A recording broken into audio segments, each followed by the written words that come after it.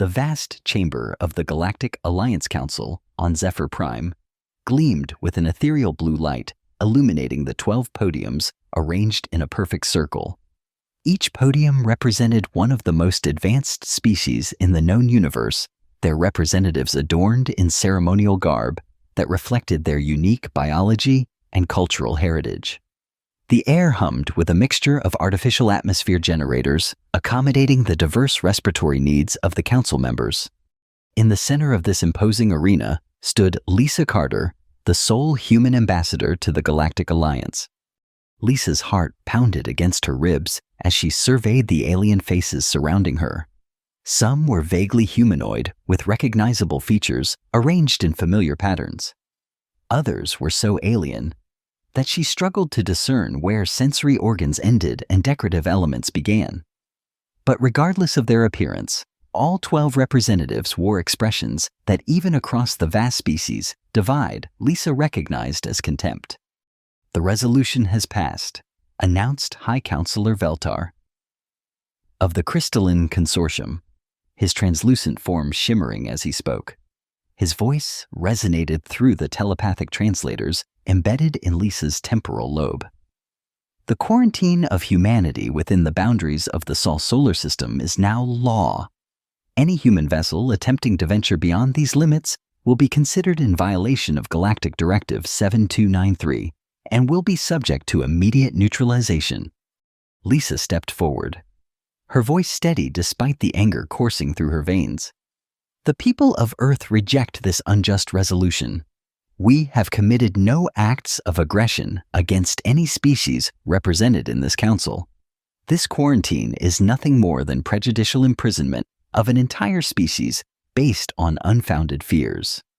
A ripple of what could only be described as laughter moved through the assembled council members. "Ambassador Carter," said Veltar, his crystalline features glinting with amusement, "your species has demonstrated unprecedented advancement in military technology in a mere 2 centuries since achieving spaceflight. The simulations are quite clear. If allowed to expand, unchecked humanity would pose a significant threat to galactic stability within the next 50 cycles. Simulations based on flawed assumptions," Lisa countered. "You've misinterpreted our defensive preparations as aggressive posturing." Melora of the Aquatic Hegemony, her blue-scaled form undulating gently in her water-filled environment suit, leaned forward. "We've observed 17 major armed conflicts between human factions in the last century alone. Your species turns to violence as a first resort, not a last one. And yet we've never once attacked a non-human civilization," Lisa pointed out. "Those conflicts were the growing pains of a young species learning to unite. We've had peace among all Earth nations for nearly 40 years. A temporary condition dismissed Tholos, the insectoid representative of the hive worlds. Your biological programming drives you toward conflict. It is simply a matter of time before those impulses are directed outward." One by one, the council members voiced their agreement with the quarantine sighting simulations, biological analyses, and historical statistics, all carefully selected to support their predetermined conclusion. Lisa argued valiantly, presenting counter-evidence and appealing to principles of justice and sovereignty, but it was clear her words were falling on deaf ears, or whatever sensory analogs the diverse council members possessed. After 3 exhausting hours of debate, the session was adjourned. The quarantine would begin immediately.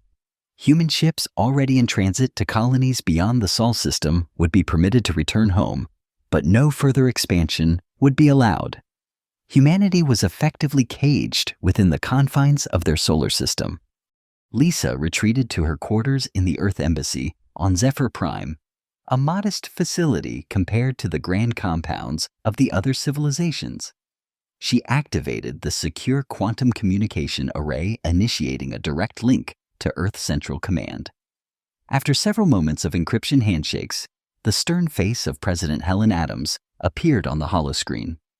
"They went through with it," Lisa reported, her professional facade finally cracking to reveal her frustration. "The quarantine is official, as of 1800 hours Galactic Standard Time. President Adams' expression remained impassive, but Lisa could see the tension in the slight narrowing of her eyes. Were there any dissenters?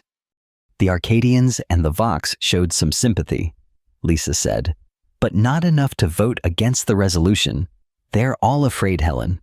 The simulations Veltar commissioned show humanity dominating a quarter of the galaxy within 300 years, if left unchecked. Those simulations assume we'd abandon all diplomacy in favor of military expansion, President Adams said dismissively. They've built a strawman version of humanity and are now afraid of their own creation. What do we do now? Lisa asked. They've authorized the destruction of any human ships that violate the quarantine boundary. They're effectively cutting us off from resources beyond our system, not to mention stranding thousands of researchers and explorers who were working on projects in deep space. President Adams was silent for a moment, her gaze shifting slightly off-screen as she appeared to consult something out of view. Our immediate priority is getting our people home safely. As for the long term, her voice trailed off. Then she continued with a new resolve. Lisa, I'm implementing Protocol Omega, effective immediately. Lisa's eyes widened. Protocol Omega was a contingency plan developed in secret by Earth's Unified Military Command for precisely this scenario, a hostile action by alien civilizations against humanity's interests. It involved a complex series of economic, diplomatic, and if necessary, military responses designed to protect Earth's autonomy in an unfriendly galaxy. Are you sure that's wise? Lisa asked cautiously. If the Council discovers we're preparing, they've already assumed the worst about us. President Adams cut in. Their prejudice has revealed a fundamental truth. They see us as potential conquerors, not potential allies. So be it. If they insist on treating us like enemies, they shouldn't be surprised when we protect ourselves accordingly. What would you have me do? Lisa asked. Maintain your position at the Council. Continue to argue our case, though I don't expect it to change their minds. More importantly, you'll be our eyes and ears. We need to know everything you can learn about their defenses, their weaknesses, their internal conflicts. In the meantime, we'll implement the first phases of Protocol Omega. And what exactly does that entail? Lisa asked, though she suspected she already knew the answer. President Adams' eyes hardened. We prepare for the day when humanity will no longer accept the chains placed upon us by those who fear what they don't understand. The following months were among the most challenging in human history. The quarantine had immediate and devastating economic effects. Earth's economy had become increasingly dependent on rare resources harvested from distant asteroids and exoplanets. Manufacturing sectors collapsed as supply chains were severed. Unemployment soared as industries dependent on extraterrestrial trade shut down. On Zephyr Prime, Lisa watched with growing concern as reports filtered in from Earth. Food shortages were leading to civil unrest in some regions.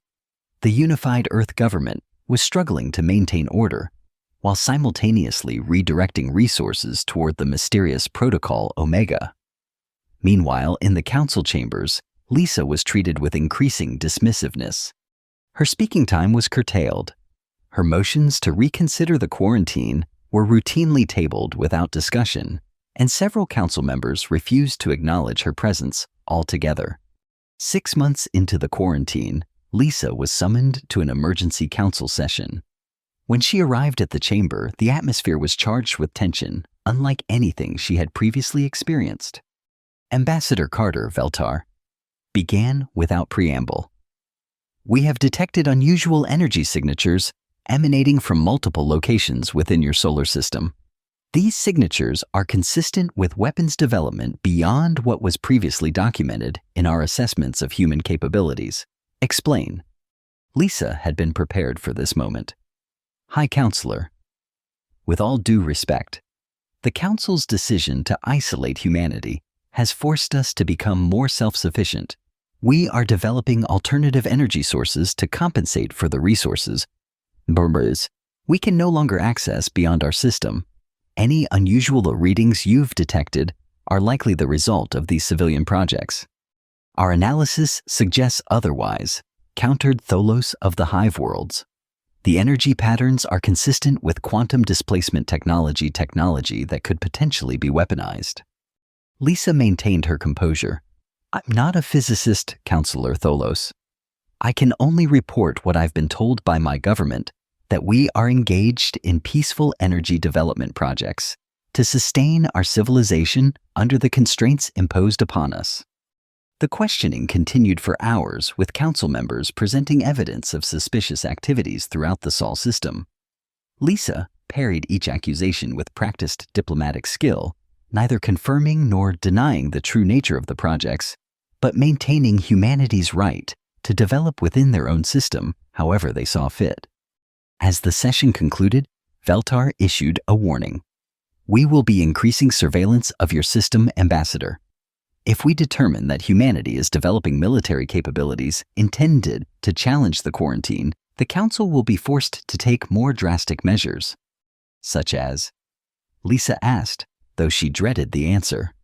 Preemptive action to neutralize the threat, Veltar replied coldly, for the safety of all civilized species in the galaxy. That night, in the privacy of her quarters, Lisa sent an urgent encrypted message to President Adams. They're watching us. They suspect timeline may need to be accelerated. The response came within the hour. Understood. Phase 2 is already underway. Stand by for further instructions. Phase 2 of Protocol Omega, as Lisa would later learn, involved the covert construction of a fleet unlike anything humanity had previously built. Deep within asteroid bases and hidden lunar facilities, engineers worked tirelessly to create vessels incorporating technology reverse-engineered from various alien civilizations that humans had encountered over the decades. The most crucial element of these new ships was their propulsion system, a hybrid design that combined human innovation with principles observed in crystalline and Arcadian vessels. These engines would allow human ships to travel in ways that the Alliance's monitoring systems were not calibrated to detect, effectively rendering them invisible to standard surveillance. For another 8 months, Lisa continued her diplomatic charade. She attended council sessions, filed formal protests against the quarantine, and submitted regular petitions for reconsideration, all while knowing that humanity was preparing for a much more dramatic form of resistance. The strain of maintaining this facade took its toll. Lisa lost weight, developed insomnia, and found herself jumping at shadows, constantly afraid that her true knowledge would somehow be discovered by the telepathic species on the council. Then came the day that would change everything, not just for Lisa, but for humanity's place in the galactic community. She arrived at the council chamber to find it in chaos. Representatives were speaking over one another, their translators creating a cacophony of overlapping voices in her mind. At the center of the chamber, a holographic display showed footage of what appeared to be a massive space station under attack. What's happening? Lisa asked, genuinely confused. This wasn't part of any Protocol Omega phase she had been briefed on. Veltar turned to Yer, his crystalline features arranged in what Lisa had learned to recognize as an expression of rage. Your species has violated the quarantine. Human warships have attacked Aidzenar trading post in the Proxian sector. Lisa stared at the holographic footage, momentarily speechless. The attacking ships were indeed of human design, but not any design she recognized from Earth's official fleet. They moved with unprecedented speed and precision, their weapons cutting through the station's defenses with surgical accuracy. There must be some mistake, Lisa said, struggling to make sense of what she was seeing. Earth has no authorized vessels operating outside the Sol system. Perhaps these are stolen human ships or replicas built by another species. The energy signatures match those we detected in your system, Tholos declared. There is no mistake. This is a deliberate act of human aggression. As the council erupted into further arguments, with several members calling for immediate punitive action against Earth, Lisa noticed something strange about the footage. The attacking ships were targeting specific sections of the station, avoiding habitat areas, and focusing on what appeared to be security installations and hangar bays. "Can you enhance this section?" she requested, pointing to a particular area of the hologram. Reluctantly, the technician controlling the display zoomed in on the indicated section. The enhanced image revealed what Lisa had suspected the supposed trading post contained holding cells. And in those cells were beings of various species, many showing signs of injury or malnourishment. "That's not a trading post," Lisa said, her voice cutting through the chamber's chaos. "It's a slave trading operation, a pirate base." "Irrelevant," Veltar snapped. "Whatever its purpose, your species had no authority to attack any installation beyond your quarantine boundary." "I want to see the rest of the footage," Lisa insisted. "If human ships truly attacked this station, I need to understand the full context of their actions." After heated debate, the Council agreed to review the complete sensor record of the incident. The holographic display shifted to show the events leading up to the attack. A small transport vessel, not of human design, had been intercepted by the station. The transport's occupants, primarily Arcadian scientists, based on their appearance, were forcibly removed from their ship and taken into the station. Less than an hour later, the human warships appeared. Their attack was precise and methodical. They disabled the station's weapons, neutralized its engines, and then deployed what appeared to be boarding parties. 30 minutes later, the boarding parties returned to their ships, accompanied by the captured Arcadians and dozens of other aliens who had been held in the station's cells. The footage ended with the human vessels departing, leaving the station damaged but largely intact, with life support systems still functioning for the remaining pirates. Silence fell over the council chamber as the implications of what they had witnessed sank in. "They were conducting a rescue operation," said Melora of the aquatic hegemony, her voice tinged with surprise. "With military precision, that should be beyond their technological capabilities," added Tholos, sounding both impressed and concerned. Lisa seized the moment. "Honorable council members, what you have witnessed is not an act of aggression, but an act of justice and compassion. Yes, those ships are of human origin, and yes, they operated beyond our quarantine boundary, but they did so to save innocent lives, including citizens of council species. They violated galactic law," Veltar insisted, though his voice lacked its earlier conviction. "They violated an unjust restriction placed upon them by a council that feared what it did not understand," countered a new voice. All heads turned to see Archon, the Arcadian representative, who had been silent until now. "Those were my people being rescued. Our research vessel was on a sanctioned scientific mission when it was captured by these pirates who have operated with impunity in the Proxian sector for years, while this council debated jurisdiction and procedure." Archon stepped into the center of the chamber beside Lisa. "I move that we review the human quarantine immediately.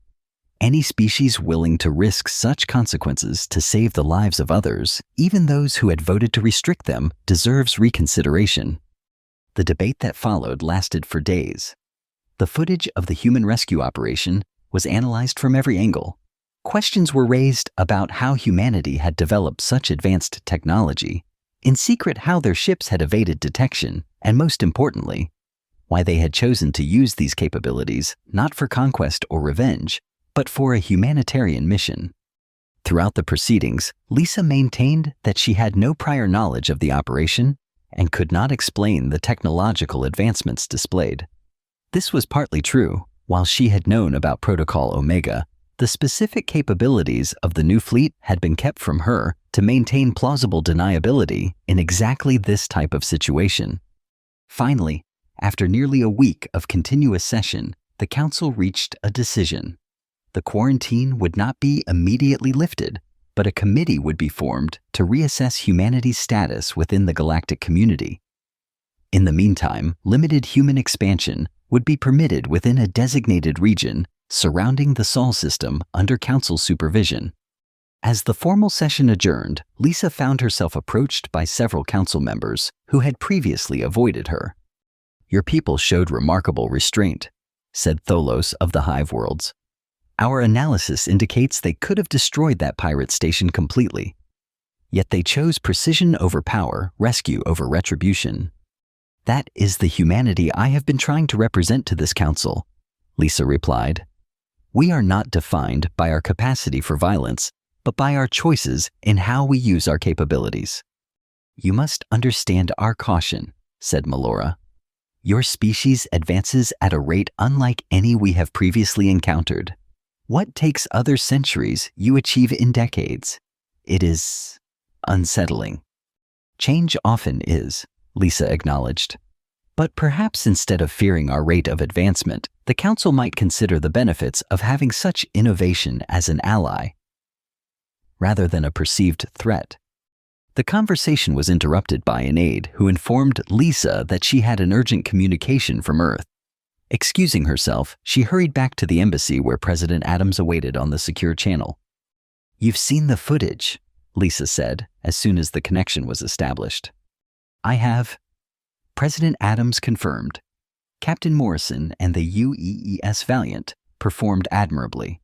The rescue operation accomplished multiple objectives: humanitarian, diplomatic, and strategic. You planned this, Lisa realized. You knew the Council was monitoring all activity in our system, so you arranged for a situation where our new capabilities would be revealed in the most favorable light possible. President Adams smiled slightly. Protocol Omega was never solely about military preparation, Lisa. It encompassed a complete strategic response to the quarantine, including how and when to demonstrate our capabilities. We could have chosen a show of force, but that would only have confirmed the Council's fears. Instead, we waited for an opportunity to show who we truly are. The pirates? Lisa asked. Real enough, unfortunately. We've been aware of their operations for some time, but lacked the jurisdiction to intervene under Council law.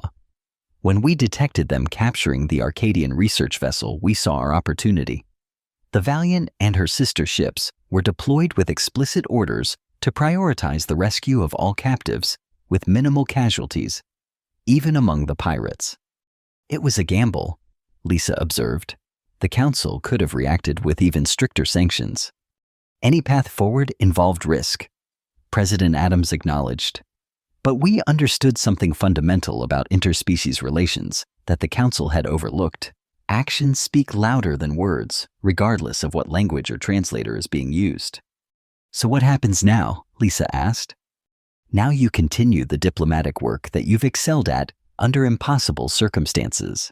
The footage has created an opening, but it's only the beginning. Some Council members will remain suspicious. Others will be curious, and a few might become genuine allies. Your job is to nurture those relationships while our scientists and engineers continue the work of Protocol Omega, which is preparing humanity not just to join the galactic community as equals, but to help lead it toward a more just future. President Adams's expression became serious.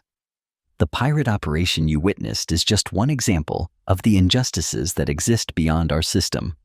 The Council's policy of non-interference has allowed such criminal enterprises to flourish in the gaps between jurisdictions. We believe humanity has a role to play in addressing these issues. In the months that followed, the political landscape of the Galactic Alliance underwent a gradual but significant transformation. The committee tasked with reassessing humanity's status conducted thorough investigations of Earth and its colonies. They were permitted to inspect human technology review, historical records, and interview citizens from all walks of life. What they found challenged many of their preconceptions. Yes, humanity had a turbulent history marked by conflict, but they also discovered a species defined by its resilience, compassion, and capacity for growth.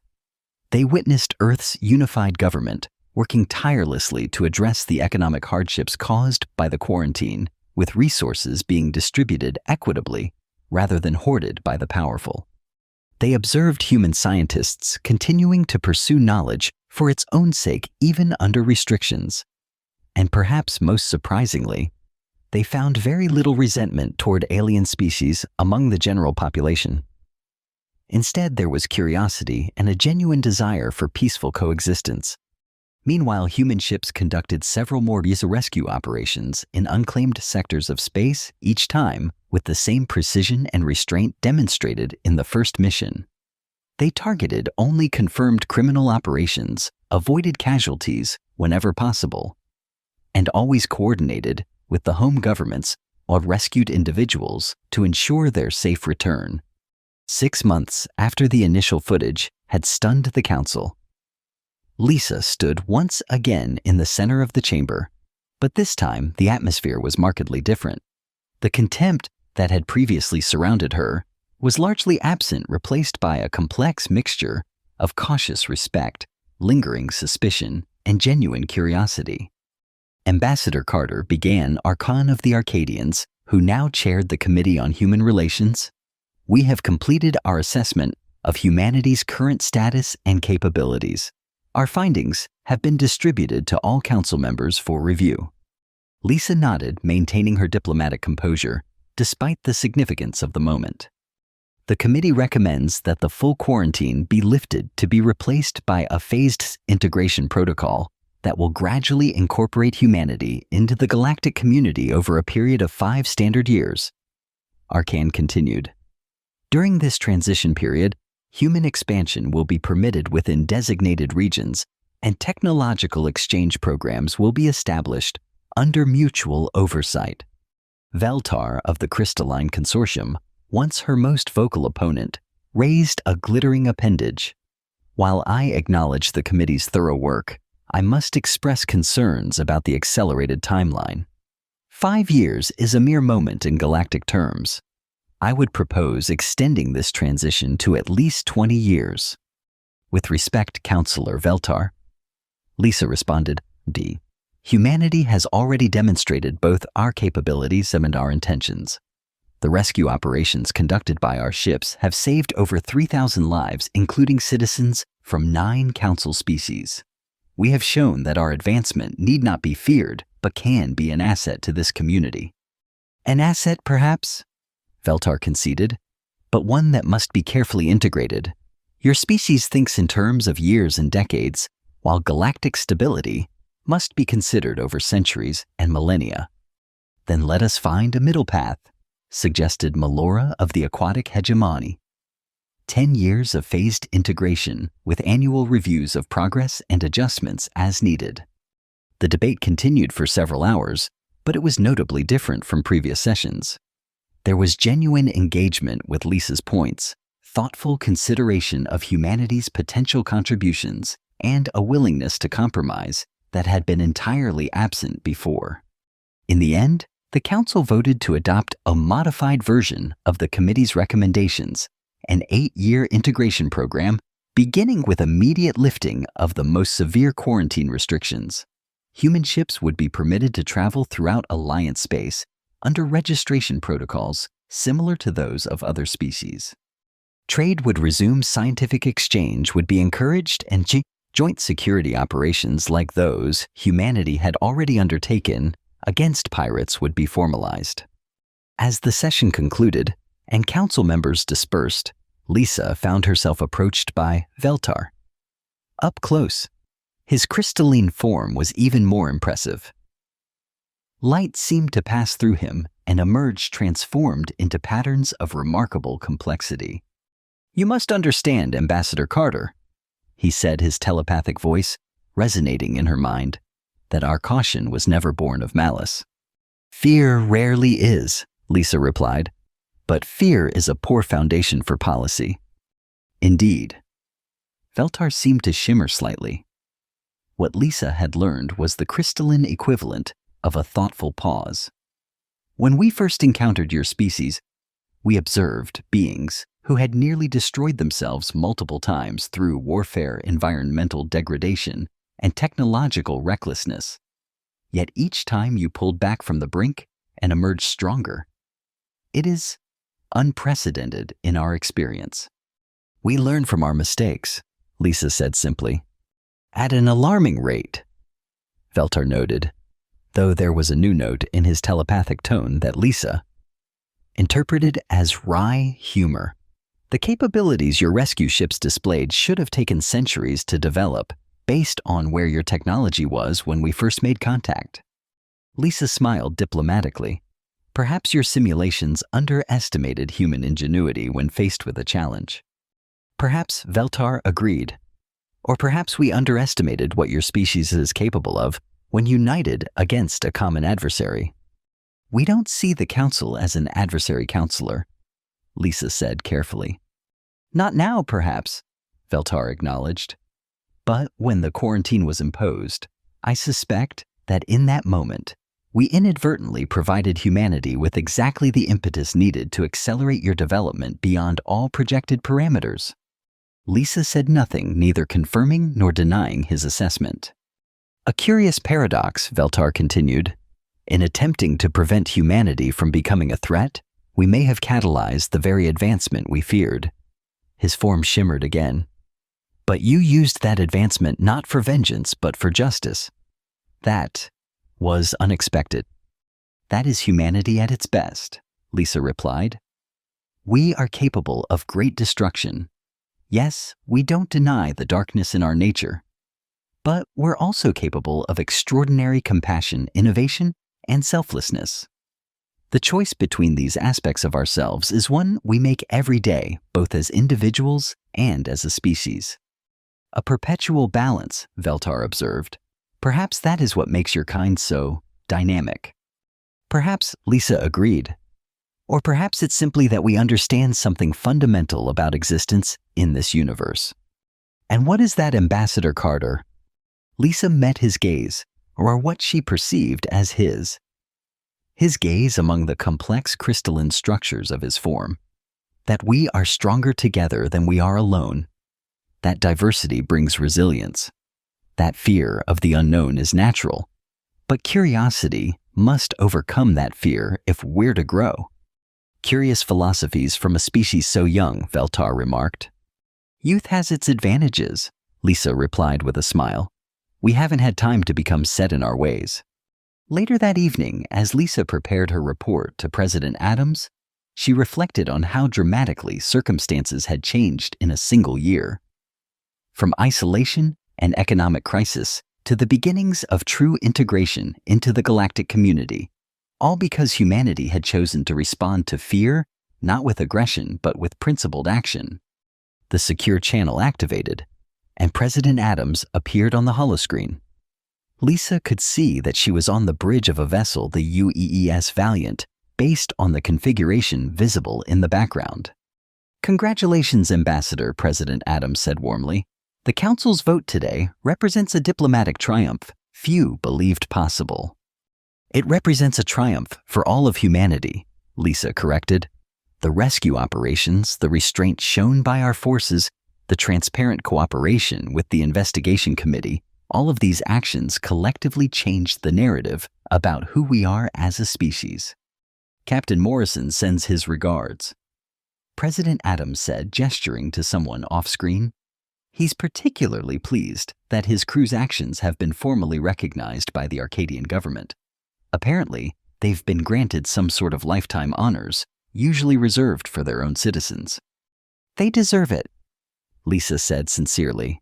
Their precision and discipline under such challenging circumstances were remarkable. Phase 3 of Protocol Omega begins now, President Adams said, her tone becoming more serious. Integration and alliance building. We've proven we can defend ourselves if necessary, but our true goal has always been to join the galactic community as respected equals. The Council members are still cautious, Lisa warned, but many of them are genuinely curious about us now. Veltar himself suggested that their initial approach may have been counterproductive. An understatement, President Adams said with a slight smile, but we won't hold it against them. Forward progress is what matters now. What about the new fleet? Lisa asked. The technology demonstrated during the rescue operations has raised many questions. We'll be transparent about our capabilities within reason, President Adams replied. Some aspects of our defense systems will remain classified, as is true for all sovereign powers, but will participate fully in the technological exchange programs established by the integration protocol. Humanity has much to learn from the other civilizations, and I believe some innovations to share in return. It's a new era, Lisa said, feeling the weight of the moment. Indeed, it is, Ambassador, President Adams agreed. One where humanity's voice will be heard among the stars, not because we demanded attention through force, but because we earned respect through action. She paused, then added with quiet conviction, "They quarantined us because they feared what we might become. Now they'll welcome us because they've seen who we truly are." As the communication ended, Lisa walked to the viewport of her embassy quarters.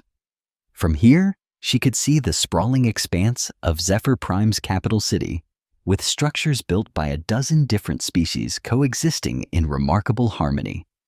Soon, human architecture would join this galactic tapestry, not as an invading force, but as a welcome addition. The stars beyond the city's dome shimmered with possibility. For the first time since she had assumed her role as humanity's ambassador, Lisa felt not just hope, but certainty that her species had found its rightful place in the cosmos. They had been tested, judged, and nearly condemned, but in the end, humanity's true strength had proven to be not in its weapons or technology, but in its unwavering commitment to justice and compassion, even in the face of adversity. The quarantine had been meant to contain humanity. Instead, it had revealed the very best of what humans could be, not just to the Council, but to humanity itself. And that revelation would echo across the stars for generations to come.